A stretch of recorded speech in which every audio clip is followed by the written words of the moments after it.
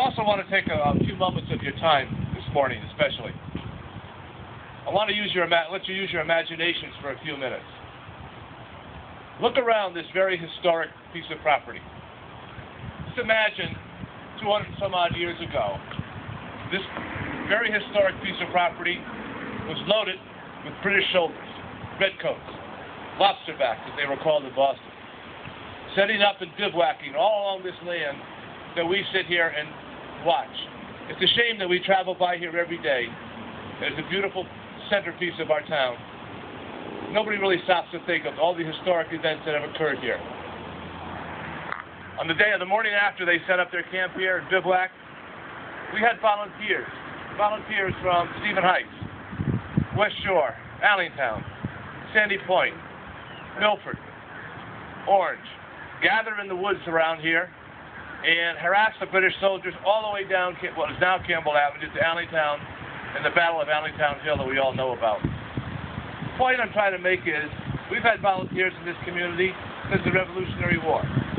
Volunteers have given up their time and their lives and gotten away from their home and their family to make sure you, me, all of us are safe.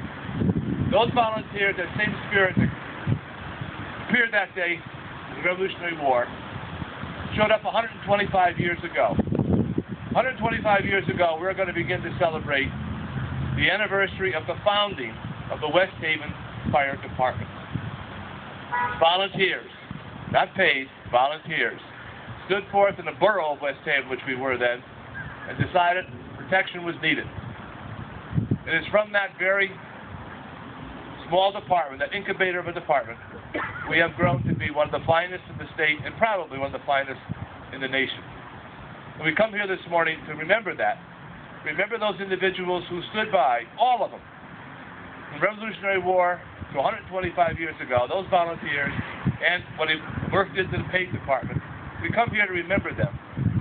Not just the one from today, this year, but all those years, all those individuals who made us who we are. We want to stop for a moment, think of them, pray for them, and let the Almighty hopefully take them into their eternal rest and be happy with Him. Thank you.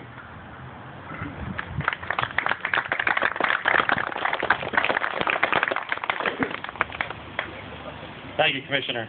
I'd like to take a moment to recognize some of the dignitaries we have with us today. The Honorable Mayor John Picard,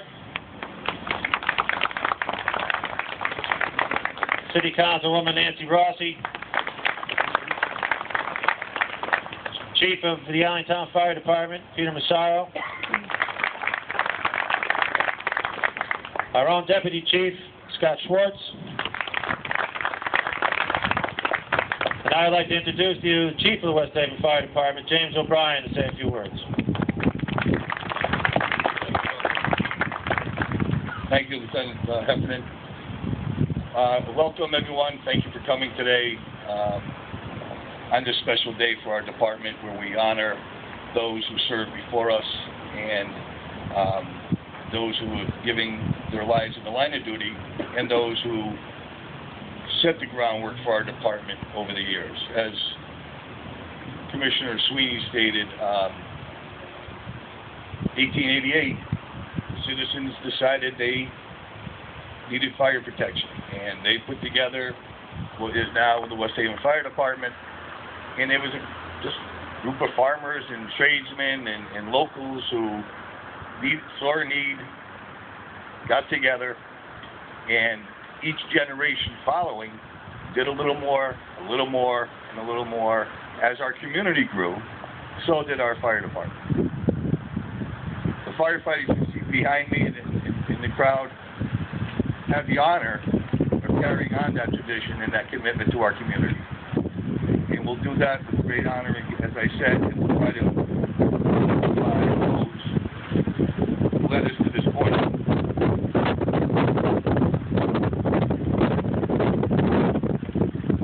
Pretty windy today, huh?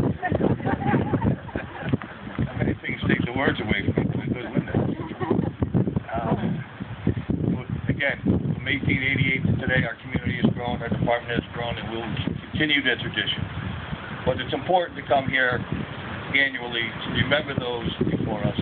Certainly Mr. Klein, who's a well-respected, well-known member of our community and our department, but all the others that have contributed.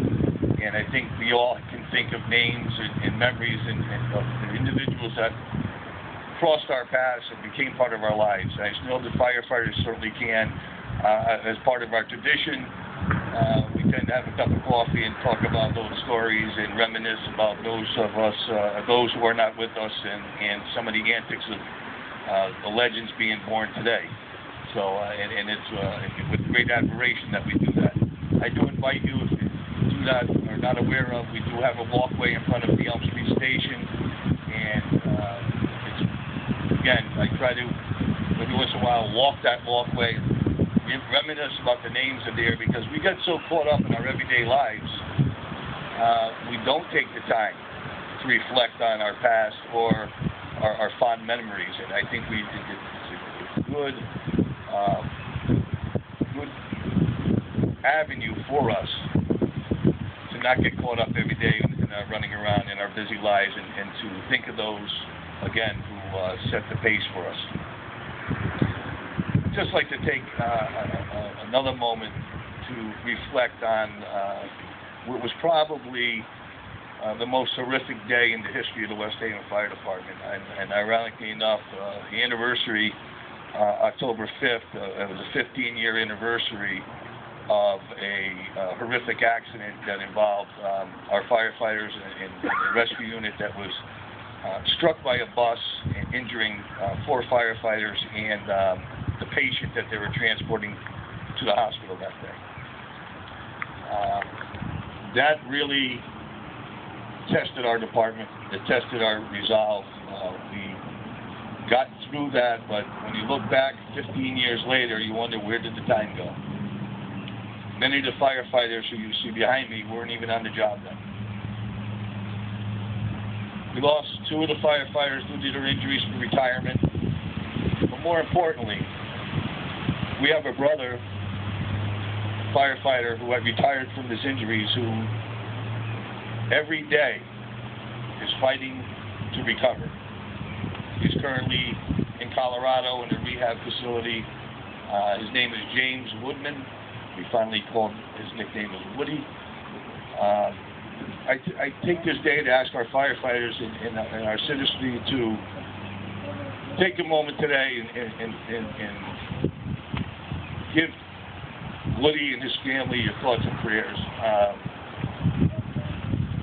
I think the fact that he's in Colorado, we tend to forget that day, but on an anniversary such as the 15th, it really resonates in our department, and that's why we're here today. So for those who we follow, and for those who still struggle every day to recover from those injuries. So, but please, I would ask you to, for a moment of silence, to give some reflection to James Woodman and his family.